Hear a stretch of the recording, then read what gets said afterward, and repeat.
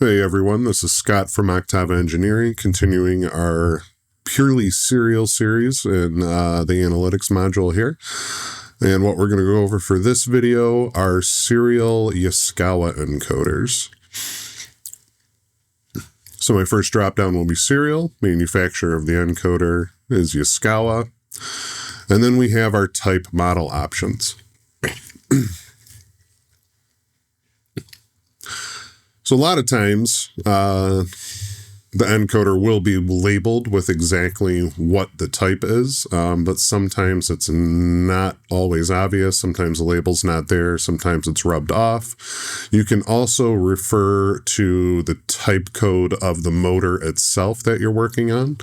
So in the motor model number, if you're not sure or if it's not labeled on the encoder itself and you need to know which drop-down to pick, look at the fourth digit after the series code. So in this example, we have a Sigma II motor, and then the fourth digit denotes the encoder specification. So if that is an A, that would be a 13-bit incremental, and the type for that as it translates to all the AutoQ software would be B13. So that's another way to find it if it's not right on the encoder.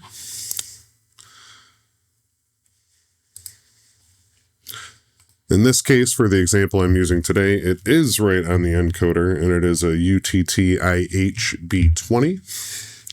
I will also point out that the fourth digit on the part number for these UT numbers, if it's an I, it is an incremental encoder. If it's an A, it is an absolute encoder. The output, the communication style, is still purely serial. There's only data and data not channels. But if it is incremental like this one is, it's still going to have to be indexed. And then the B20 is the bit count. So 20-bit, 17-bit, 16-bit, etc. So UTTIH B20 out of a 4-pole pair or an 8-pole motor, and we will hit start.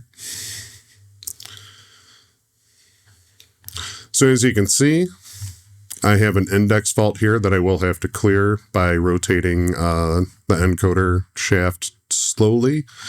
Up here in the diagnostics window, we have encoder power, and in this case, just like FANUC, we are supplying battery power because the encoder does have a battery backup.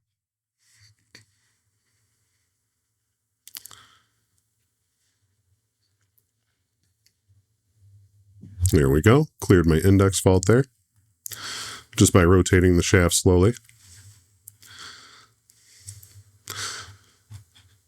And for the diagnostics window, once I see encoder power and battery power being supplied, I will switch it to signal characteristics.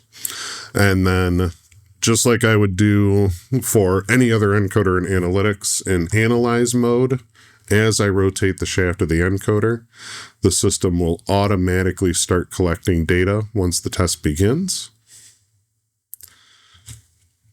and will automatically move to the next channel once enough data for the current channel is collected to satisfy what's needed for the report. So as I'm rotating, we have our serial signal here that's also outputted to the oscilloscope if you have one hooked up. I can see the amplitude strength is about 96%, and the quick report is telling me the channel being analyzed, if the voltage is in range, if there's any anomaly or significant noise. So once enough data has been collected, it'll say data recorded, test has been paused. Importantly, with Yaskawa serial encoders, there's one additional step to take to determine the health of the encoder, and that is to switch to scope mode and then select both channels simultaneously to view on the scope. If this encoder is healthy, no errors or no faults will be thrown here in the middle right window when both channels are selected. But if this encoder is going to throw an error on the drive, when I select both channels, then we're going to see some faults start showing up here. So you can see that they're only flashing, like they're not staying on.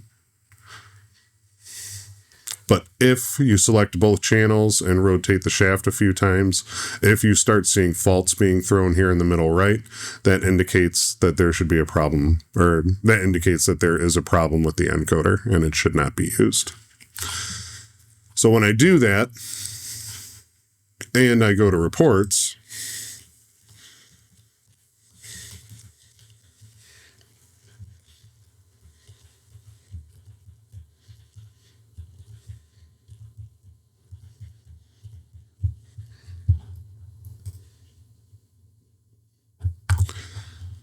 you can see those critical faults, that data being pulled has been added to the actual report as it was measuring the data channel when I had both channels selected at the same time. So we get a critical fault error, which is accurate because those errors were being thrown from both, or when both were selected, I should say.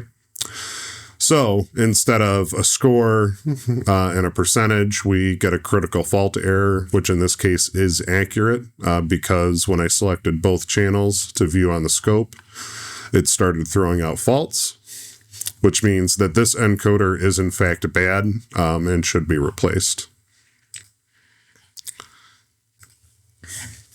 In comparison, I have another encoder here of the same style. Still an incremental B20 encoder.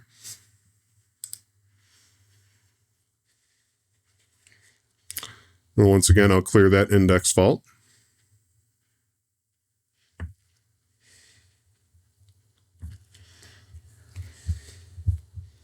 And we will repeat the test. So please remember, as you're doing analytics, to view the quick report.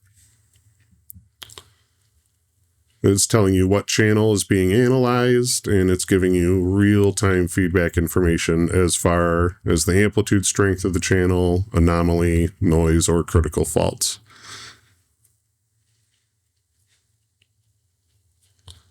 All right, so enough data for both channels has been recorded, but again, before I stop and click the reports button, I'm going to switch to scope mode.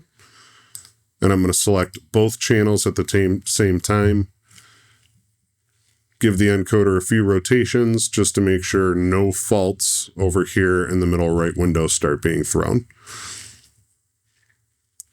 So in this case, everything is staying green, which is good. I'll go ahead and hit stop and then click my reports button.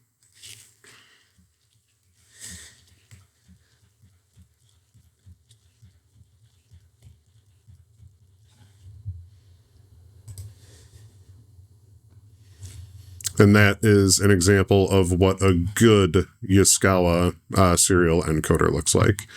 So both my data and data not channels are good, 99 and 94%. Overall strength, 97%. Overall score, excellent. And no faults being thrown on the encoder this time when I go and look at the graph and data information on the individual channels. So that's it, pretty simple. The big takeaway when analyzing a Yaskawa serial encoder is to take that extra step to go to scope and analyze both channels at the same time to make sure that no faults get thrown.